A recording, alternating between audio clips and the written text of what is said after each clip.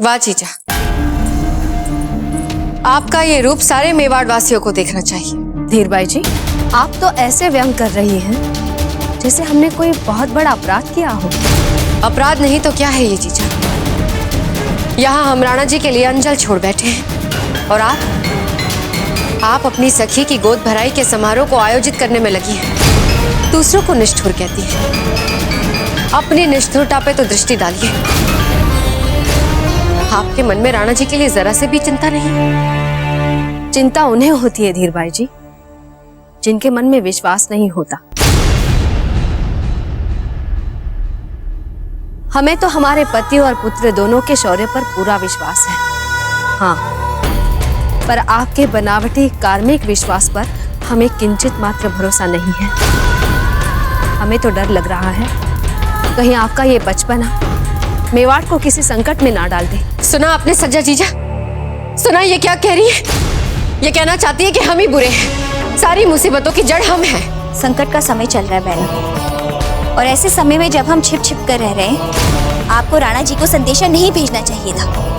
आप भी ये कह रही है? यदि हमें राणा जी को लेकर कोई पूर्व आभास हुआ और हमने राणा जी की कुशलता को जानने के लिए कोई संदेशा भेजा उनको, तो ये अपराध है। न जाने जीजा आप पर कौन सा जादू कर देती है कि सारा समय आप भी जीजा जीजा जीजा करती रहती हैं। आने दीजिए राणा जी को, हम भी उन्हें सब सच बता देंगे। कैसा सच? यही कि जब वो जीवन मृत्यु का खेल खेल रहे थे तब हमारी जीजा उत्सव मना रही थी।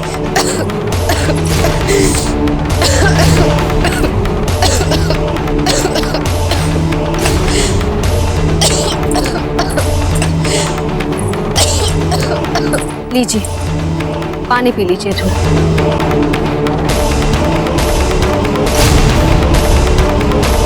जीजा, ये क्या हनट करवा दिया आपने? बहना ने तो प्रण लिया था कि जब तक राणा जी का कुशल संदेशा नहीं आएगा, ये अंजल ग्रहण नहीं करेंगे। आपने तो इनका प्रण तोड़वा दिया।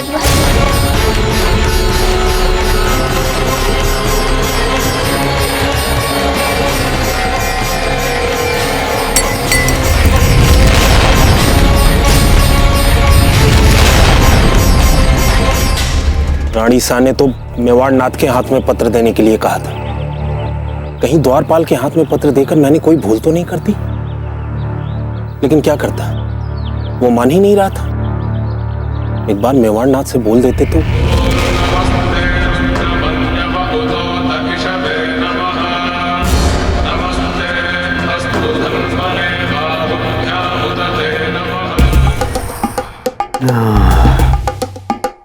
सुंदर शांति आ रही है, भीनी भीनी सुगंध। जी बाबू, क्या लिखा है पढ़ें? मेरे चंदा मेरे तारे, मेरे पालन हारे, हम आपकी अन्य 2 रानियों के साथ बिजोलिया में हैं। बिजोलिया? दिन तो यहाँ कैसे न कैसे निकल जाता है, किंतु रातें, आपके बिना हमारी रातें बहुत सताती है। सांझ ढले जब हम स्नान कर शैया पे आते हैं, हमारे भीगे शरीर की पोर पोर आपके शैया शौर्य की मधुर स्मृतियों में डूब जाती है।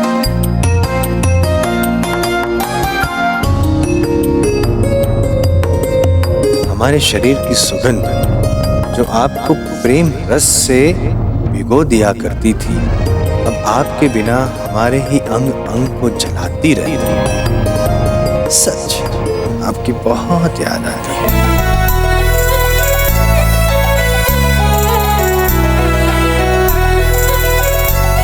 कहीं आप इसी संकट में तो नहीं हैं? हम तो यूं भी आपके विरह में और कुछ सोचना ही नहीं चाहते। पर राजकोष यहीं बिजोलिया में हमारे साथ सुरक्षित है।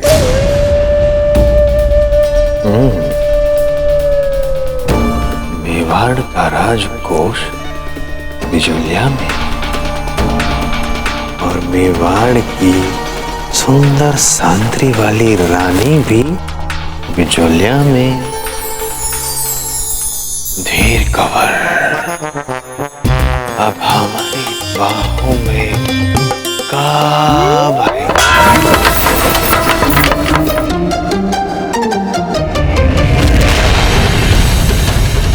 कौन है वहां?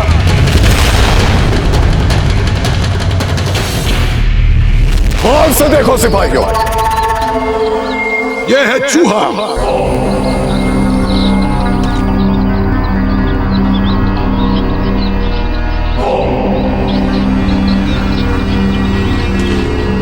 और यह है बारूद की पोटली। इस पोटली को हम चूहे की दुम पे बांध देंगे।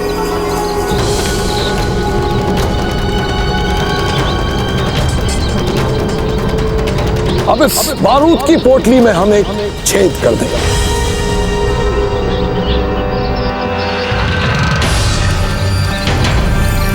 अब जहां जहां ये चूहा जाएगा, इस पोटली का बारूद फैलाता जाएगा, इस तरह।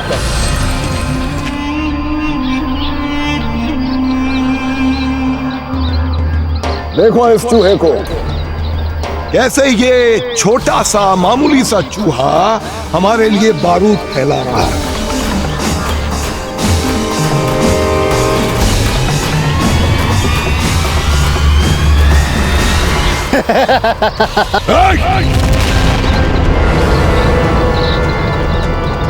हंसना बंद। और कोई इस चूहे को मामूली चूहा नहीं समझेगा। ये महज एक चूहा नहीं है, बारूद फैलाने के बाद ये हमारे दुश्मन के लिए आग और मौत का फरिश्ता बन चुका है, समझा तू? माशाअल्लाह।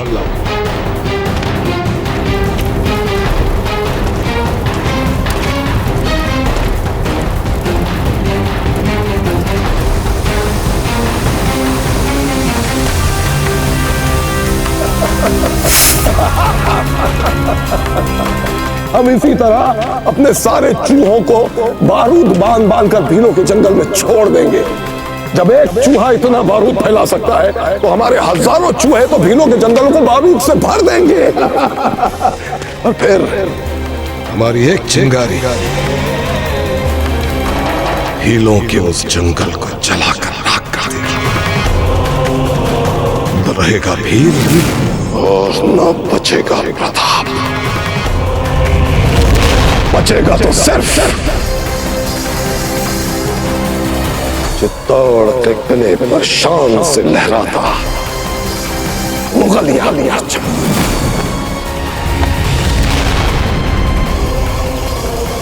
जंगीर हो, जंगीर हो, जंगीर हो।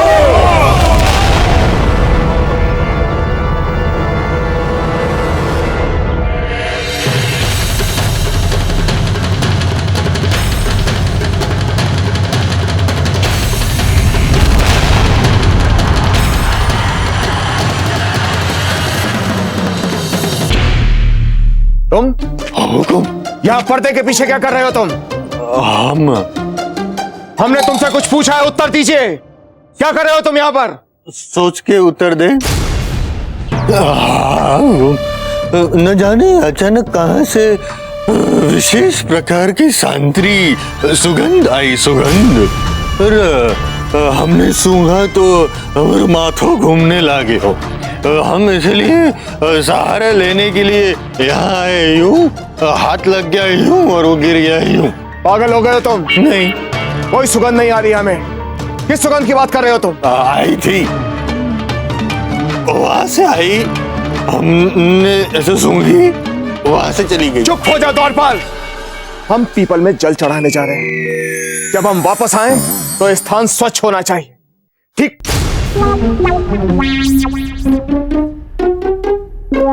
द्वारपाल, द्वारपाल, तुमने सुना हमने क्या आदेश दिया तुम्हें? हमने सुना हुकुम। क्या आदेश दिया? क्या क्या लाओ हुकुम? ध्यान से सुनो द्वारपाल, ये तुम्हारे लिए हमारी अंतिम चेतावनी है। सचेत और जागरूक रहना सीख लो तुम, अन्यथा हम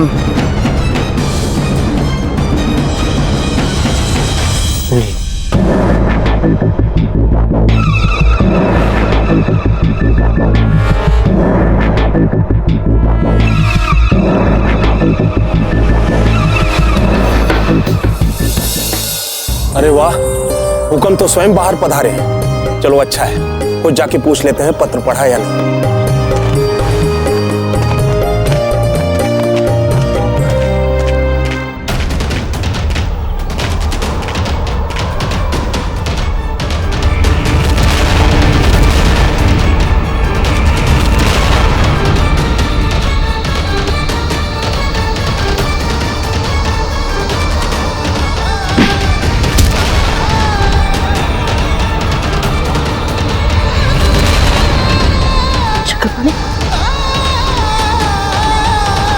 चक्रपाणी, चक्रपाणी उठिए, चक्रपाणी! वेणीदास, वेणीदास, वेणीदास! राणा खेताजी, राणा खेताजी, राणा खेताजी उठिए ना!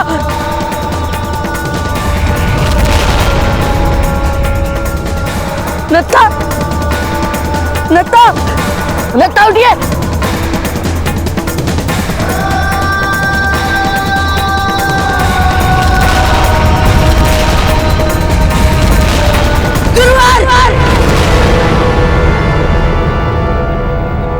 ये लड़के यहाँ खड़ा खड़ा के ख्वाब देख रहा है। अगर तू चाहता है कि तुझे और तेरे भाइयों को हम अपनी पनाह में रखें, तो जो सब कर रहे हैं वो तू भी कर। हा? क्या कर रहे हैं सब? देख क्या कर रहे हैं सब, आंखें खोल कर देख।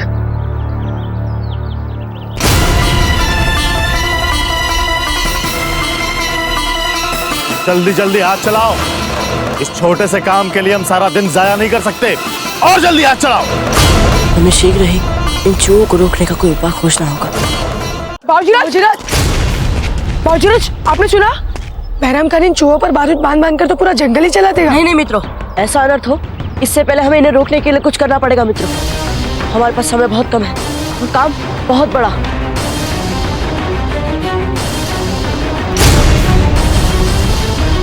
ठहरिए, नत्था कहाँ है? बाबूजीराज, वो रहा नत्था।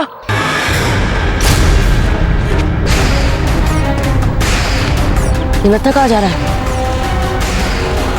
ये तो काले खान के पास जा रहा है, किंतु क्यों? बाबूजीराज, अवश्य ही ये हमारा भांडा फोड़ने जा रहा है काले खान के पास। बाबूजीराज, अब क्या करें?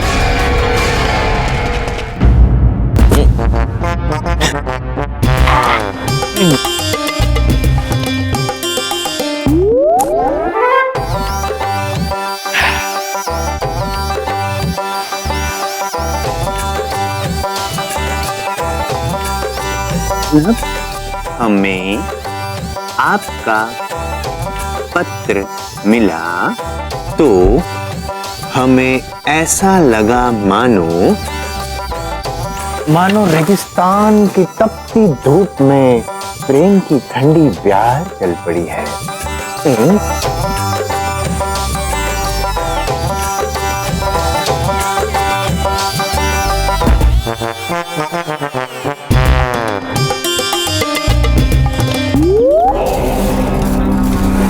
ज्यादा से ज्यादा जितनी रसद इकट्ठी कर सकते हो कर लो, क्योंकि हमें चित्तौड़ तक का सफर तय करना है। और ध्यान रहे कि हमारे किसी भी सैनिक को खाने पीने की कोताही हम बर्दाश्त नहीं करेंगे। आ गई बात समझ में?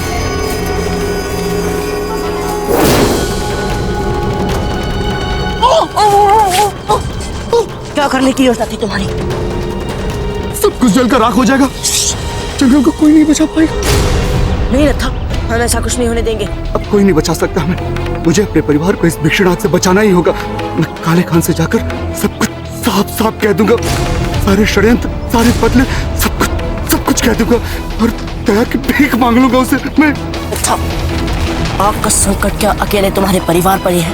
हमारे सभी भील साथी, राणा खेताजी, गुरुवर, सब सारा जंगल जल जाएगा तो इनमें से कौन बचेगा? ऐसे में इन शत्रुओं के आगे घबरा कर घुटने टेकने से क्या होगा?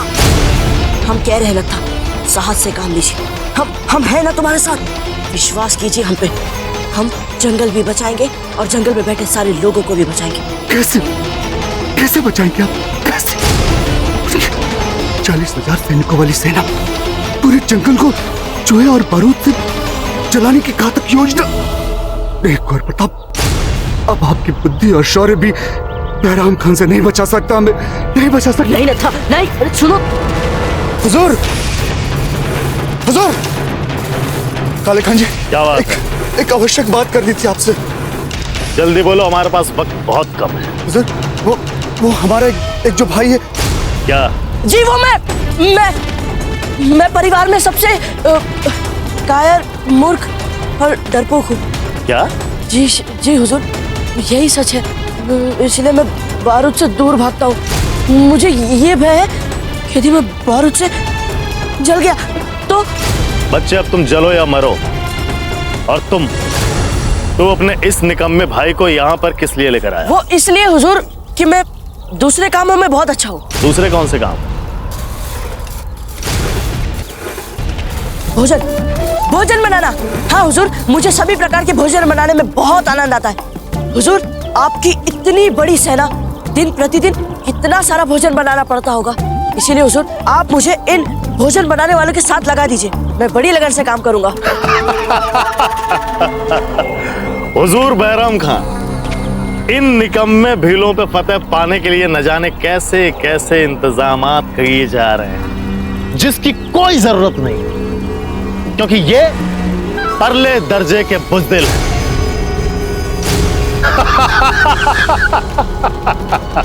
जाओ और हमारे लिए लजीज खाना बनाओ। जाओ। आओ भाई नत्था, हम भोजन की तैयारी करते हैं। चलिए। यदि फिर तुमने कोई ऐसा आत्मघाती पग उठाया तो सौगंध है हमें एक लिंची की, जीवित नहीं छोड़ेंगे हम तुम्हें। समझ गए? चक्रपाणी, हम नत्था के परिवार और सभी भील भाइयों के परिवार को बचाने का कोई मार्ग ढूंढने जा रहे हैं। हम ऐसा कर ले यदि इससे पहले ये फिर अपना धैर्य खोता है।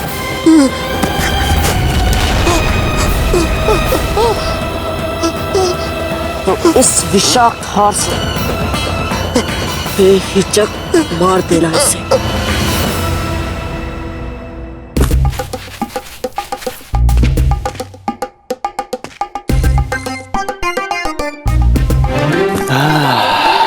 धीर कंवर जी, अब आपका प्रेम ही हमें ये प्रेम पत्र आप तक पहुंचाने में हमारी सहायता करेगा।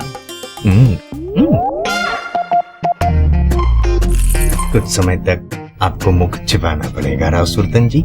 चलें?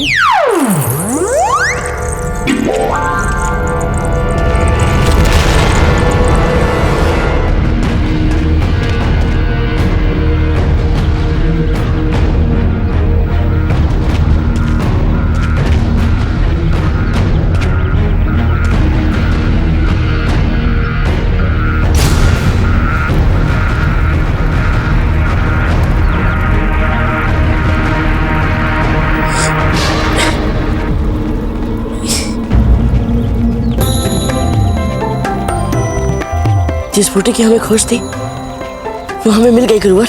ए लड़के, इधर आके खाना बना। बस अभी आया श्रीमान।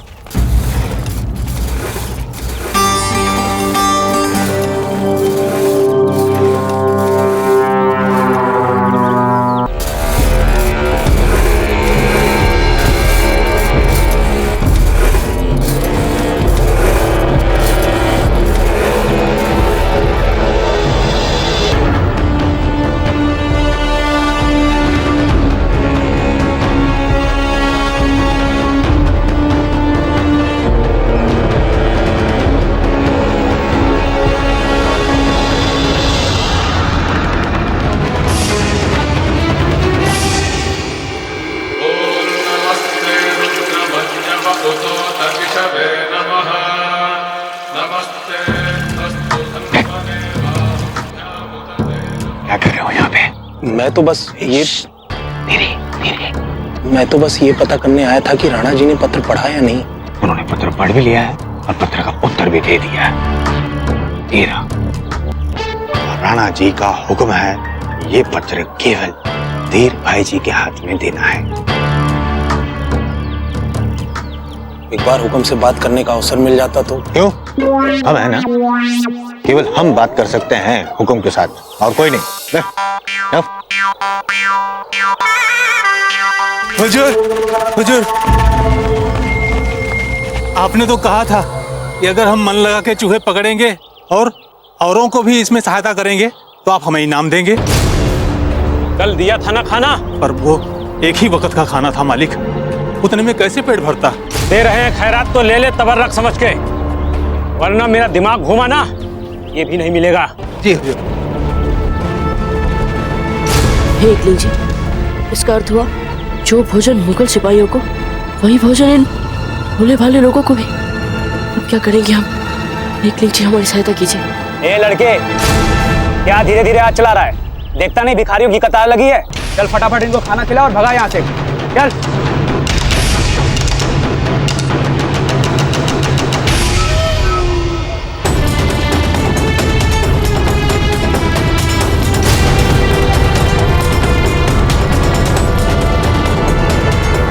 ए, रुक। इनको दाल क्यों खिला रहा है? अरे नामुराद, दाल सिर्फ मुगलों के लिए है, इनके लिए नमक और चावल है, समझे?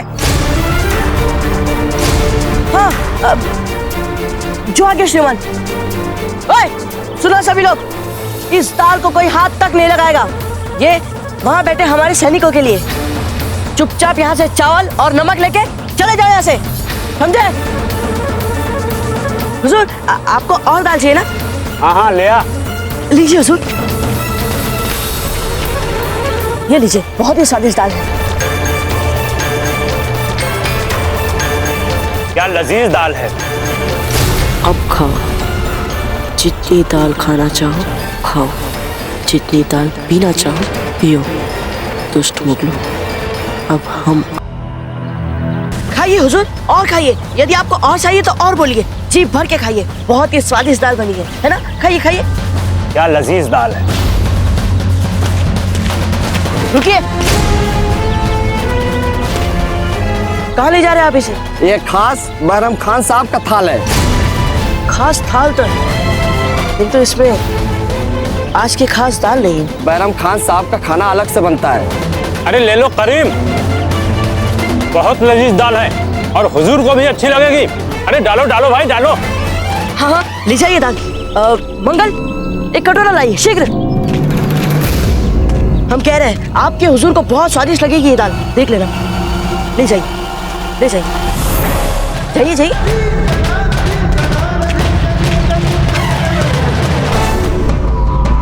देखिए धीरबाई जी, हम यहाँ अतिथि हैं इनके, हमारी अपनी कई चिंताएं हो सकती हैं, किंतु गोद भराई समारोह में हम भाग ना लें ये ठीक नहीं होगा। विशेषकर तब जब राव जी ने इस समारोह का आयोजन हमारे कहने से किया है। वही तो कह रहे हैं हम आपसे जीजा कि यदि समारोह आपके कहने से किया जा रहा है तो हमारे लिए भाग लेना आवश्यक क्यों है? हम इस समारोह में भाग तभी लेंगे जब हमें राणा जी की कुशलता के समाचार मिलेंगे। धीरबाई जी,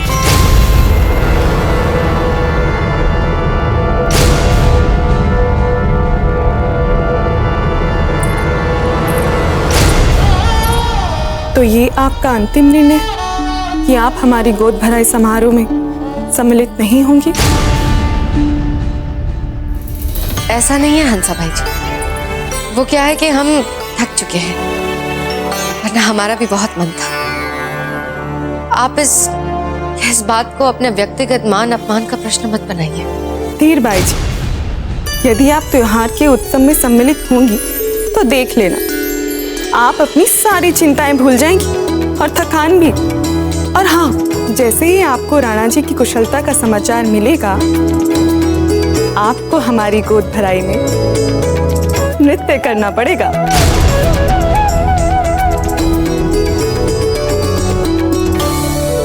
ठीक है, पर राणा जी की कुशलता के समाचार मिलने के बाद ही हम नृत्य करेंगे। हाँ हाँ, मान लिया आपकी बात, ठीक है।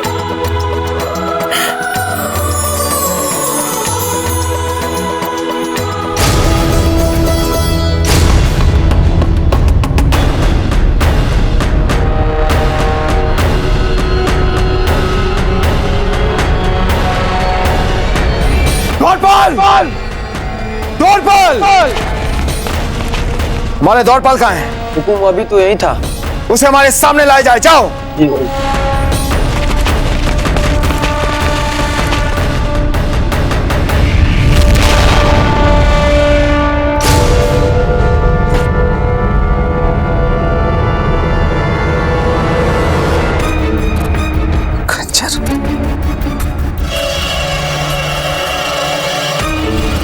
खंजर किसका है? और यहां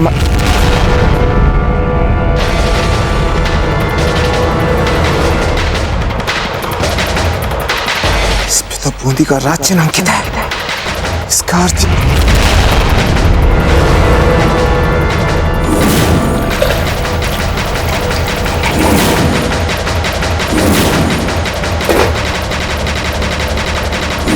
रोको उसे! राणा जी आप ठीक तो हैं? रावत जी आप हट जाइए यहाँ से। राणा जी आपके आदेश पर अकस्मात हमारे सभी सैनिक आपके द्वारपाल को ढूंढने गए। रावत जी हट जाइए। किंतु राणा जी हुआ क्या बताइए तो। हमारे लिए बहुत ही लज्जा की बात है रावत जी कि हम पहचान नहीं पाए कि जो द्वारपाल हमारे निजी खेमे के लिए नियुक्त था वो राव सुल्तान था। क्या? हाँ रावत जी, राव सुल्तान।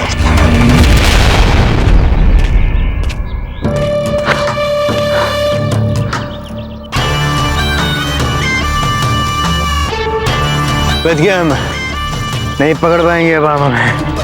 हम तो चले हम अब आपकी सुगंध वाली रानी के पास। कुछ नहीं कर सकेंगे अब आप हमारा।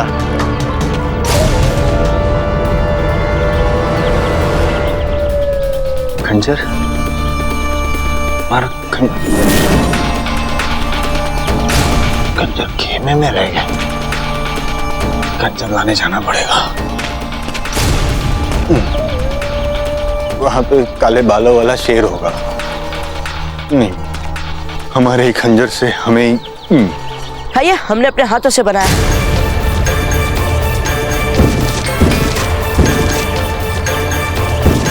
ये बहुत ही स्वादिष्ट दाल है, आपको तो लेनी चाहिए।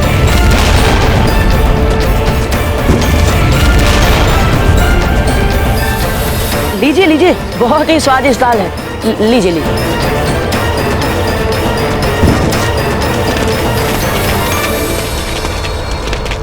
बस अब अंतिम काले खान और उसके टुकड़ी के सैनिक बचे हैं खाने के लिए। और आप लोग ध्यान से उनके भोजन में गुट्टी मिलाना, पकड़े मत जाना। हम तुरंत जंगल जाकर सभी लोगों को सचेत कर देते हैं। ठीक ठीक। हमने कहा था ना था कि हम आपके परिवार का कोई अहित नहीं होने देंगे। चलिए सभी लोग, और चलकर सुरक्षित स्थान पर छिप जाइए। चलिए।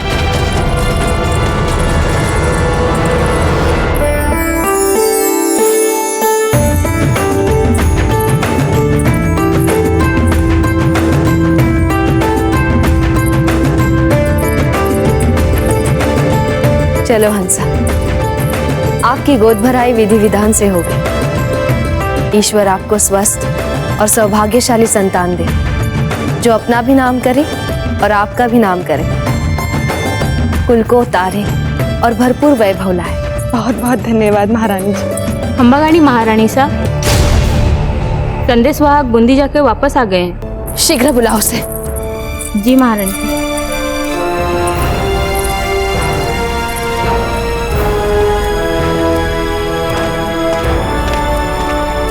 अम्मागणी रानी से आप राणा जी के कोई समाचार लाए हैं?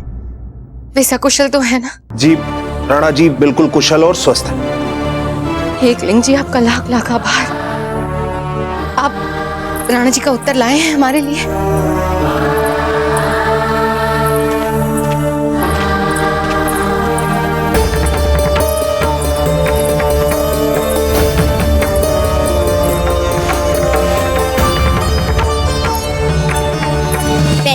आ गया ना राणा जी के सकुशल होने का समाचार। अब जो आपने वचन दिया था ना, वो आपको निभाना पड़ेगा। आपने ही कहा था ना, यदि राणा जी का सकुशल होने का समाचार आएगा तो अब हंसाबाई जी की गोद भराई पे नृत्य करेंगे। अब आपको नृत्य करना पड़ेगा। प्रेम पत्र बाद में पढ़ लीजिएगा।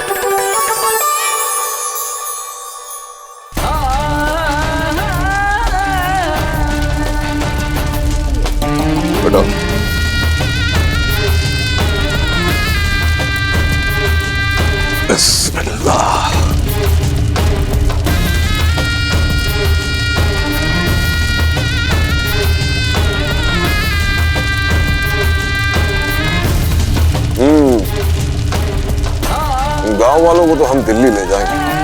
बम्बा बहुत ही लजीज खाना बनाते हैं।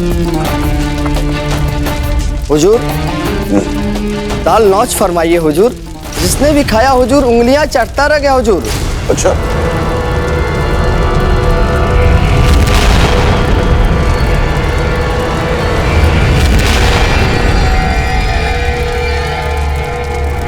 क्या हुआ हुजूर?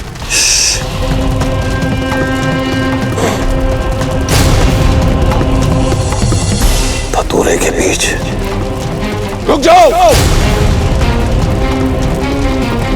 रुक जाओ। क्या हुआ हुजूर? तुम लोगों ने खाना खाया तो नहीं?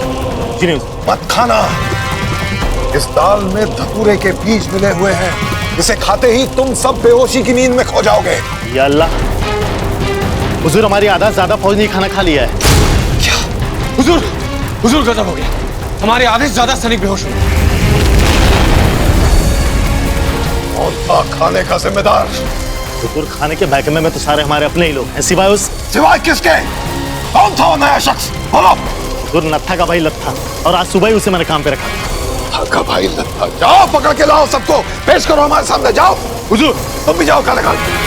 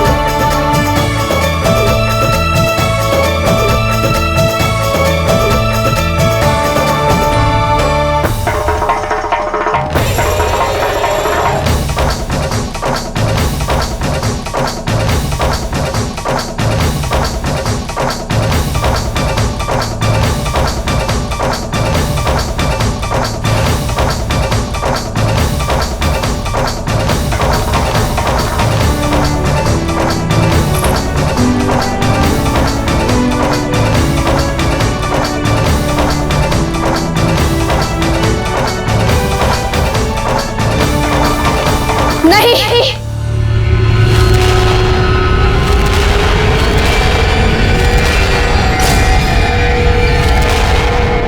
ये राणा जी का पत्र नहीं है। ये पत्र हमारा है जीजा। राणा जी ने हमें लिखा है, व्यक्तिगत है, सार्वजनिक नहीं। ये पत्र राणा जी का नहीं है।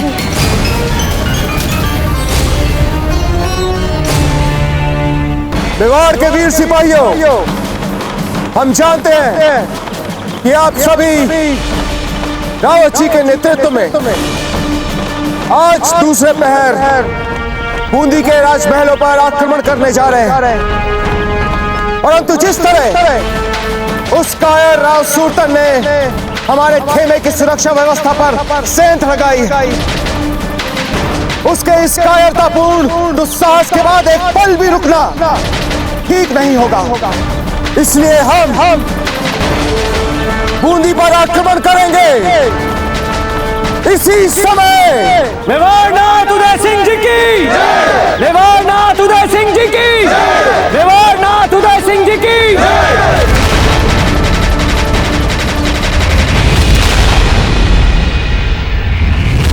कुंवर प्रताप, आप इस मार्ग से शीघ्र ही जंगल की ओर निकल जाइए। ए, सुनो। यहाँ किसी भील को देखा तुमने? नहीं हुजूर, यहाँ पे कोई भील नहीं देखा।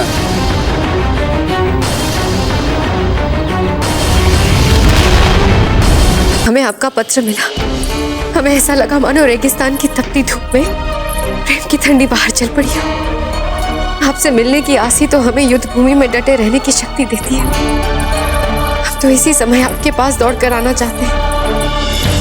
ये तो इस सुल्तान सिंह ने हमारा जीना मुहाल कर दिया। हमारे अधिकतर सैनिक मारे जा चुके हैं। अब हमें अकेले ही उसे लोहा लेना होगा।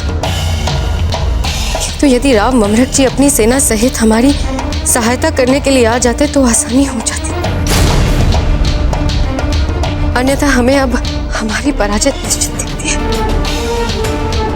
आप तो इतनी सी बात भी समझ नहीं पा रही है धीर भाई जी कि ये है ही नहीं राणा जी की लिखावट। हम तो आरंभ की 4 पंक्तियां पढ़कर ही समझ गई थी। राणा जी सदा अपना पत्र आरंभ एकलिंग जी के नाम से करते हैं और इसमें तो ना उन्होंने हमारे बारे में और ना ही सज्जाविना के बारे में जानना चाहा है। आप समझ नहीं पा रही है, ये पत्र जाली है, झूठा है। नहीं, झूठा ये पत्र नहीं, झूठा राणा जी के लिए आपका प्रेम है। पहले हमारे तो स्वप्न को भ्रम बताया, उसके बाद जब राणा जी की आत्मा का संबंध हमारी आत्मा के साथ सिद्ध हो गया तो आप इस पत्र को जाली बता रही हैं। राणा जी ने हमें स्नेह भरा पत्र लिखा, उसमें अपनी कठिनाइयां लिखी, तो आपसे सहा नहीं जा रहा है ना। आपको इस पत्र से डाह है ना, तो ठीक है, हम कह देंगे राणा जी से कि आज के बाद हम ऐसा स्नेह भरा पत्र ना लिखें।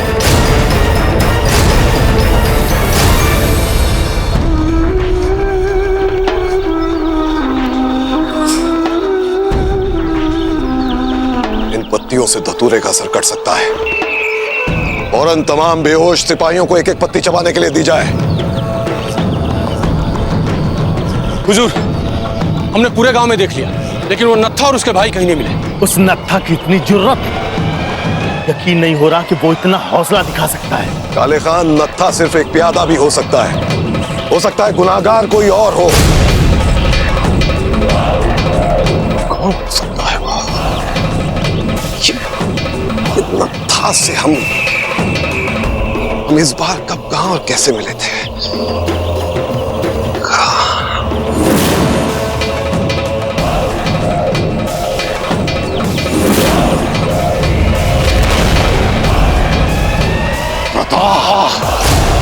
प्रताप, सुभान अल्लाह, कितना ज़हीन दुश्मन है हमारे ही खेमे में उसका, हमारी ही फौज के साथ मिलकर हमें ही खत्म करने की साजिश कर रहा था। वाह वाह, उसने हमारी तमाम तैयारियां देख ली हैं। अब भागा है वो भीलों के पास उन्हें आगाह करने के लिए। हम इसी वक्त जंगल पे हमला करेंगे और फौज को हमले के लिए तैयार किया जाए। अभी और इसी वक्त हमला होगा। जाओ। जी हुजूर। महारानी जी, महारानी जी, हमें सूचना मिली है। उदय सिंह जी ने एक पत्र भेजा है और पत्र में लिखा है कि हमें इसी समय सेना को लेकर उनकी सहायता के लिए वहां पहुंचना होगा। हाँ राव जी, इस पत्र में ऐसा ही लिखा है। आप राणा जी की सहायता करने के लिए अपनी सेना सहित प्रस्थान करने की कृपा करें। धीर भाई जी, ये राणा जी की शैली नहीं है। हमें तो इसमें किसी षड्यंत्र का आभास हो रहा है। यहाँ राणा जी का जीवन संकट में है और आपको शैली की पड़ी है। आप जानती हैं कि आप क्या बोल रही हैं? आप अपने असुरक्षा के भाव में इतनी कुंठित हो चुकी हैं जीजा कि आप अपने सुहाग के साथ खेल रही हैं। शांत हो जाइए धीर भाई जी। मरमत जी, ये भोली है, भावुक है, राजनीतिक चालों से पूर्णतः अनभिज्ञ हैं ये। किंतु आप तो समझते हैं। हम आपसे विनती करते हैं, आप समाचार की सत्यता परखे बिना कुछ भी मत कीजिएगा। ऐसा मत कीजिएगा राव जी, राणा जी को आपकी आवश्यकता है। हम इतने भी मूर्ख नहीं हैं। जीजा, यदि आप जो कह रही हैं वो सही है तो आपके चरण हमारा शीश, पर यदि हम जो कह रहे हैं वो सही है तो आपको भी वैसा ही करना पड़ेगा। महारानी जी, हो सकता है आप सत्य कह रही हैं। आप मुझे एक बात बताएं, पत्र में मेवाड़ की राजमुद्रिका अंकित है? हाँ है। तब तो इसकी अवहेलना नहीं की जा सकती। हमें आज्ञा दें, हमें इसी समय सेना को लेकर राणा जी की सहायता के लिए जाना होगा।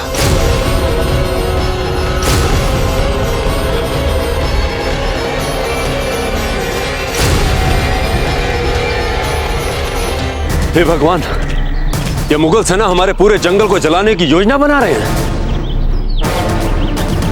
राणा खेता जी, इससे पहले कि मुगल सैनिकों की चेतना लौटे, हमें जंगल खाली करना होगा। हमारे पास समय बहुत कम है राणा खेता जी। उचित है, हम जंगल से निकलने की योजना बनाएंगे। सबसे पूर्व महिला और बच्चों को इस वन से बाहर निकाला जाएगा। नहीं आचार्य, हम ये जंगल छोड़कर नहीं जाएंगे, क्योंकि ये जंगल हमारा सब कुछ है, हमारा घर है। यदि ये जंगल जल गया तो हमारा सब कुछ जल जाएगा। जंगल नहीं तो हम भी नहीं। यदि मरना ही है तो इस जंगल में जलकर मरेंगे। पर ये जंगल छोड़कर नहीं जाएंगे हम। परंतु राणा जी, नहीं कुंवर प्रताप, हम जंगल छोड़कर नहीं जाएंगे। यदि हमने जंगल छोड़ दिया तो हमारे वन देवताओं का हमें श्राप मिलेगा। हाँ, सरदार ठीक कह रहे। यदि हमने ये जंगल छोड़ा तो वनदेवों का श्राप हमें नहीं छोड़ेगा। नहीं, हम ये जंगल नहीं छोड़ेंगे।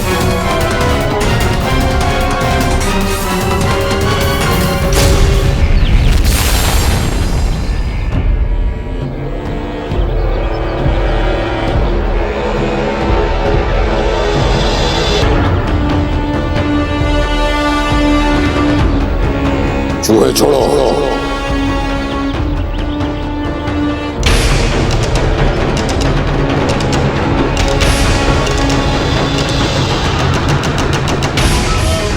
मशाल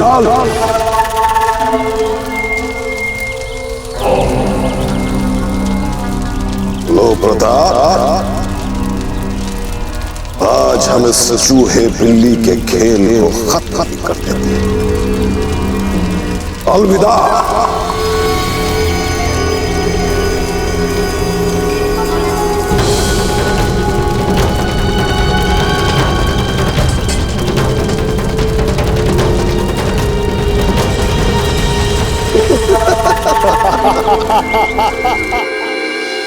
ठीक है तो फिर बचने के लिए हम कोई दूसरा विकल्प सोचते हैं।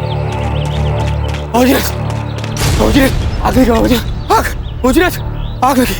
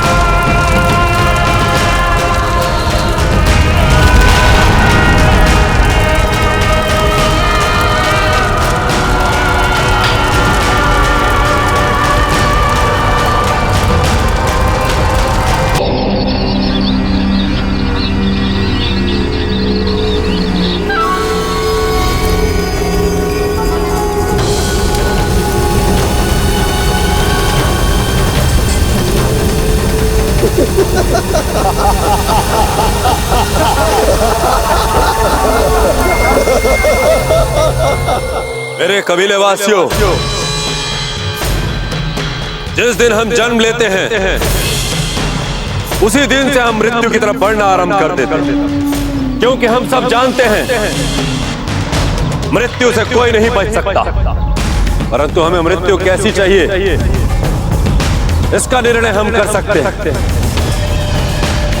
बैरम खान की लगाई आग हमारे जंगल की तरफ बढ़ रही है, हमारी तरफ बढ़ रही है। इसलिए हमारे पास केवल दो ही मार्ग हैं। या तो हम उस बैरम खान के सामने सर झुका दें, या गर्व से अपने इन जंगलों में जलकर मर जाए। इसलिए हमने निर्णय लिया है कि हम बैरम खान के सामने सर नहीं झुकाएंगे। हम अपने जंगलों में गर्व के साथ जलकर मरेंगे।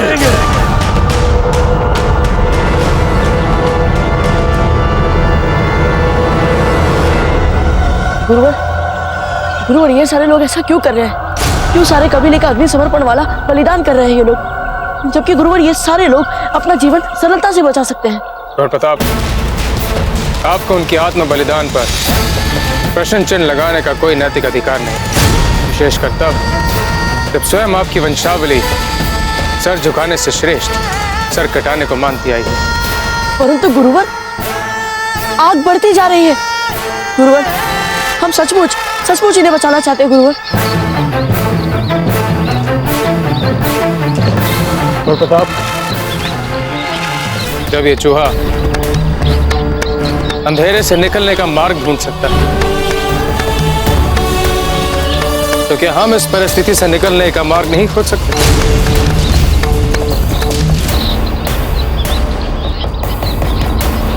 गुरुवर, हम जान गए हमें क्या करना है। हमें विश्वास था कि आप अवश्य ही कोई मार्ग ढूंढ निकालेंगे। समय बहुत कम है, जाइए उनका मार्गदर्शन कीजिए। जय गुरु।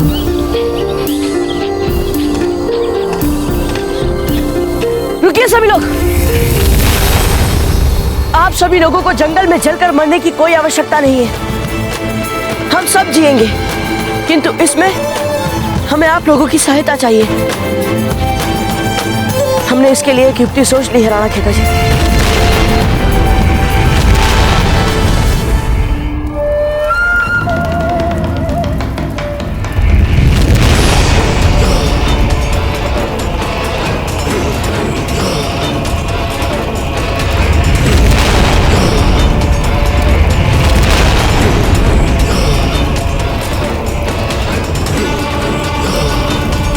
मेरी आंखों के सामने मेरा जंगल जल रहा है और मैं कुछ नहीं कर पा रहा।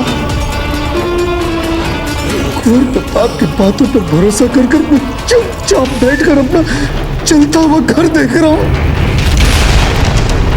नहीं, मैं ऐसा नहीं होने दूंगा।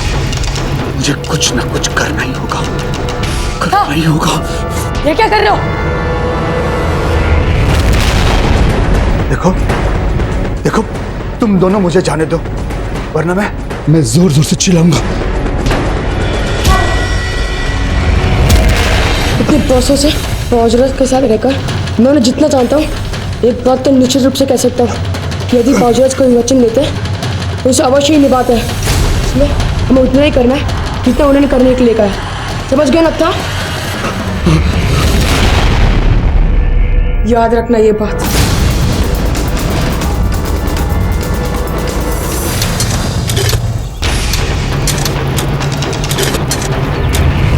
पूरे बल से रस्सी को कसिए।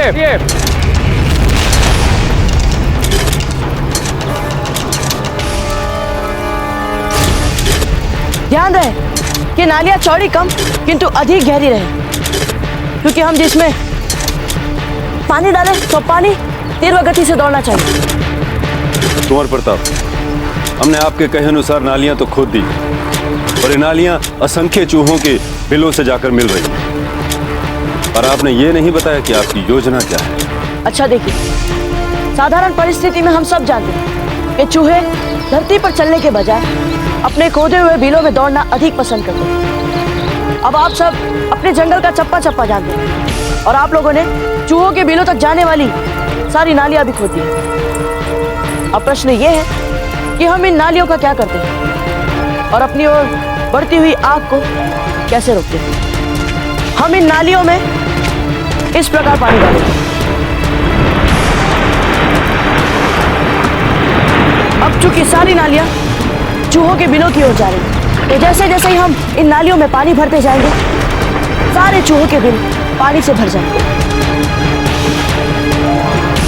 और पूंछ में बारूद बांधे चूहे जैसे ही अपने बिल में प्रवेश करेंगे, वे सामने से तेज बहाव से आता पानी देख घबरा जाएंगे और घबरा के वे जिधर से आए हैं उधर ही वापस चले जाएंगे। और जैसे ही चूहे पलटकर भागने लगेंगे, तेज बहाव से आता पानी उस आग को भी बुझा देगा जो चूहे अपने साथ लाए। तो यूं हम चूहों को वापस वहीं भेज देंगे जहां से वे आ रहे हैं और उनके साथ उनकी पूंछ में लगा वो बारूद उसी दिशा में वापस चला जाएगा जहां से वे आ रहे हैं।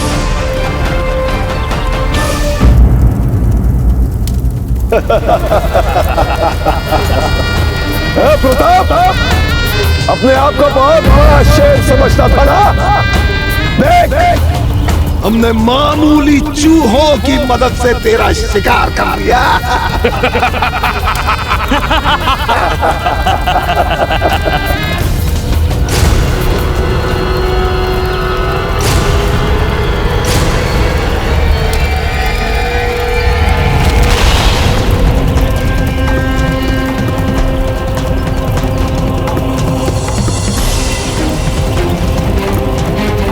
हुजूर, हमारे चूहे लौट के वापस आ रहे हैं।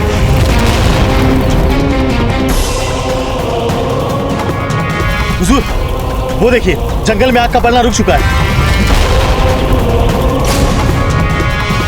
तो ये क्या? हुजूर, चूहे पलट के इसी तरफ आ रहे हैं। संभालो, एक भी चूहा हमारे बारूद के जखीरों तक नहीं पहुंचना चाहिए। सिपाहियों, पकड़ो चूहों को, भागो भागो।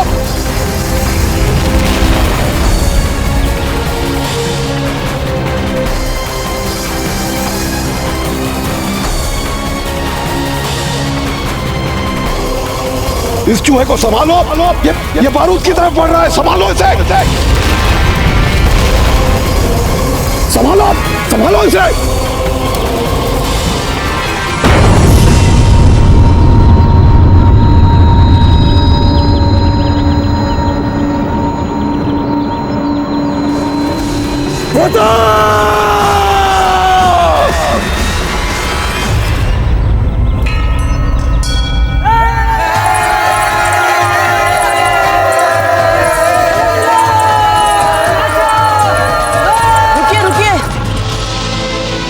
ये तो हो गया, परंतु हम उस आग का क्या करेंगे जो जंगल में लग चुकी है? आप बिल्कुल चिंता ना करें कुंवर प्रताप। हम वनवासियों के पास एक औषधि चूर्ण होता है जिसके छिड़काव करने से आग रुक जाती है। मैंने कबीले के कुछ अनुभवी भीलों को भेज दिया इस कार्य के लिए, तो छिड़काव करेंगे और आग तुरंत रुक जाएगी। जंगल में आग को फैलने से रोकना एक बड़ी चुनौती थी कुंवर प्रताप। आपकी अद्वितीय युक्ति ने ये कार्य भी करके दिखा दिया। सरदार, कुछ चूहे वापस गांव की ओर जा रहे हैं। अब लगता है वे पानी के पहुंचने से पहले पलट के भाग रहे हैं। आप उन चूहों की चिंता मत कीजिए, ये घर के भेदी हैं। ये पुनः बैरम खान की लंका में जाके ही अग्नि लगाएंगे। हमारे सिपाही चूहों तक को नहीं संभाल सकते, हमारे बारूद खाने तो महसूस है। जी हुजूर, और अगर यहाँ पे कोई नुकसान होता भी है तो उसको दुरुस्त करवाने के लिए हमने गांव से कुछ मजदूरों को बुलाया है। मेरे छगल को बचा लो, मेरे छगल को बचा लो। हृदय, ये देखो नत्था को। क्या चाहते हो तुम लोग? मैं अपने परिवार के कुशल मंगल के लिए भगवान से प्रार्थना भी नहीं कर सकता हूँ? अरे वहां देखो, भगवान तुम्हारी याचना का फल वहां दे रहा है। आओ चलो दिखाता हूँ। सच? देखा नत्था, जंगल बच गया है, आग बुझ गई है, बस थोड़ा सा काला धुआं रह गया है।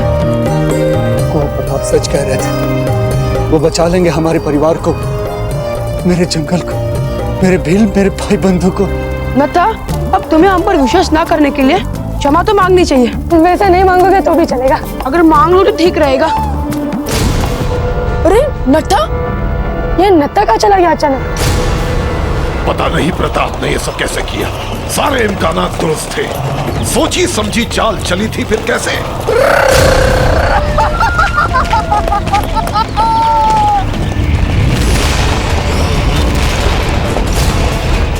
अरे वो रहा नत्था। ये नत्था पागल हो गया क्या? अरे आ जाओ चुपचाप। बैराम खान, बड़ी बड़ी डींगे हाँक रहा था ना, आकर अपनी बड़ी बड़ी आंखों से देख ले। तेरी 40,000 सैनिकों की सेना भी कुंवर प्रताप का कुछ नहीं बिगाड़ पाई। फौरन इस कंजर्व को हमारे सामने पेश किया जाए।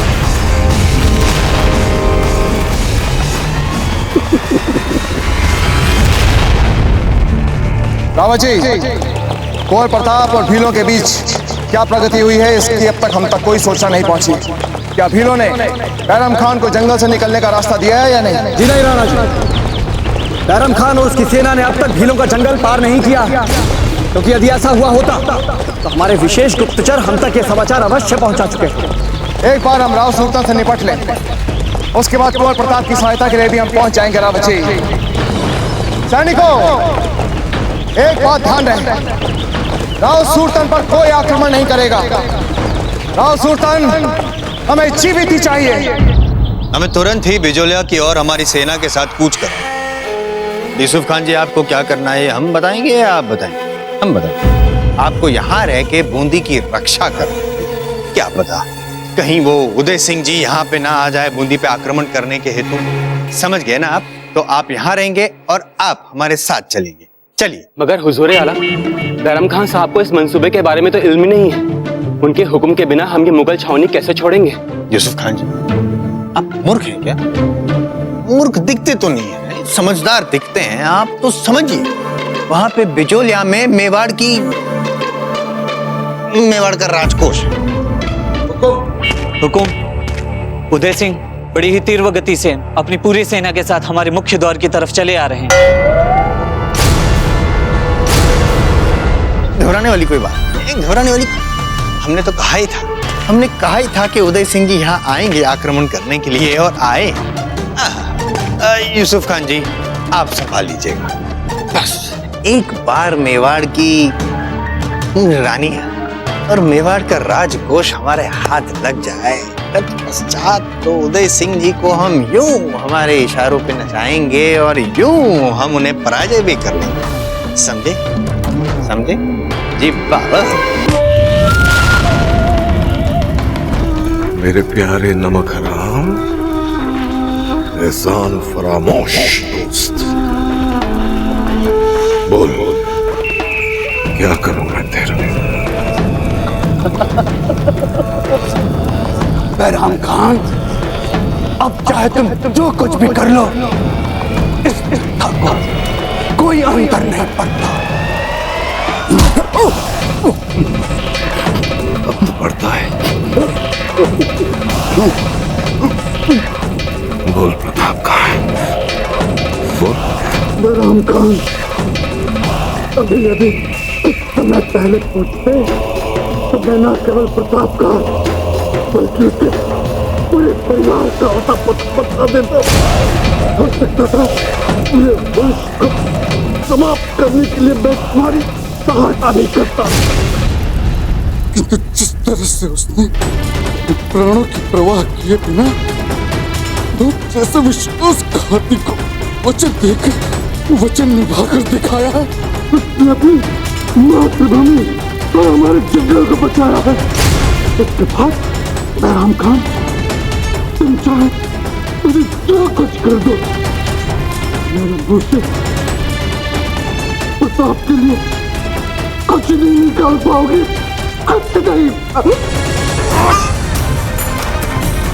बैराम खान, यदि मेरे जैसे लोग मर भी जाए तो इस संसार को कोई बहुत बड़ा अंतर नहीं पड़ता, पर हाँ, यदि कुंवर प्रताप को जीवित रखने के लिए हम जैसे लोग मरते हैं, बहुत बड़ा अंतर पड़ता है, बहुत बड़ा अंतर पड़ता है। मेरी सलाह मान लो, लौट जाओ दिल्ली, जाकर कह दो अपनी बादशाह को कि भले वो पूरी दुनिया पर हुकूमत कर ले, लेकिन जिस धरती पर कुंवर प्रताप जैसा इंसान जीवित है उसको कभी नहीं मिल सकता। वो मेवाड़ पर कभी अपना अधिकार नहीं कर पाएगा।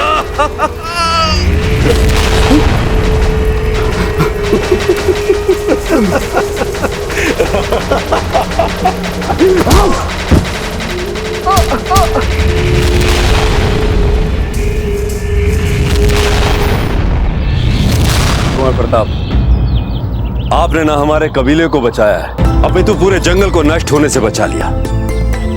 मैं सारे कबीले की तरफ से आपका आभार व्यक्त करता हूँ। राणा खेता जी, हमने जो कुछ भी किया वो सब हमारे गुरुवर के आशीर्वाद का फल था। कीर्तिमान भव, विजय भव।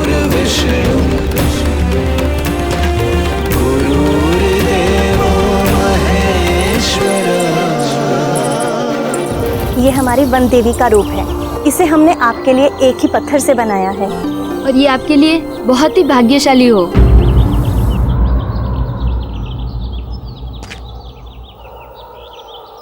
कुंवर प्रताप, इसे हमारी कुल देवी का आशीर्वाद समझकर रख लीजिए। इसे हमेशा अपने पास रखिएगा।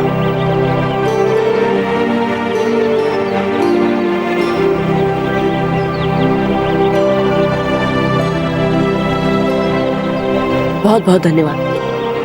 किंतु जब हम वापस यहाँ आएंगे तब इन्हें अवश्य अपने साथ मेवाड़ ले जाएंगे। वापस आएंगे? तो अभी आप कहाँ जा रहे कुंवर प्रताप? कहाँ जा रहे हैं आप? ये सत्य है कि बैरम खान को आगे बढ़ने से रोकने में हम सक्षम हुए, किंतु यह भी सत्य है कि संकट अभी समाप्त नहीं हुआ। हम जानते हैं गुल्लू, किंतु हमारे पास और कोई विकल्प नहीं। हमें तुरंत वापस वहां जाकर बैरम खान की योजनाओं को जानने के लिए रत्था और अपने मित्रों के साथ सम्मिलित होना पड़ेगा। न जाने क्यों उन लोगों के प्रति हमारे मन में बुरे बुरे विचार आ रहे हैं।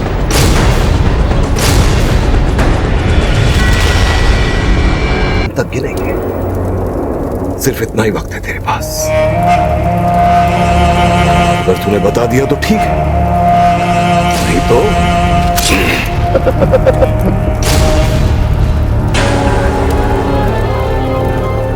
एक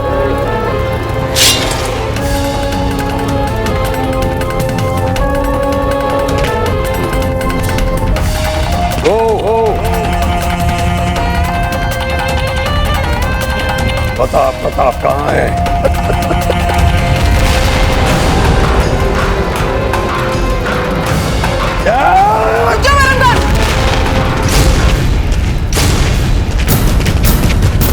अगर तुम्हें कुंवर प्रताप के बारे में जानना है तो नत्था को मार के तुम्हें कुछ प्राप्त नहीं होगा। सुभान अल्लाह, कमाल हो गया ये तो। लेकिन हमारी एक बात सुन लो तुम सब कान खोल के। अब हमें तुम लोगों से ये जानने की जरूरत ही नहीं है कि प्रताप कहाँ है, क्योंकि जहां तक हम प्रताप को जानते हैं वो खुद ब खुद तुम लोगों को बचाने यहाँ आ जाएगा। तुम लोग खुद तो मरोगे और वो प्रताप भी अपने आप हमारे जाल में फंस गया। बैरम खान, तुम्हारे लिए हर जीवन मात्र एक चाल हो सकती है, किंतु हमारे लिए नहीं। हम अपनी आंखों के सामने अपने मित्र को मरते हुए नहीं देख सकते।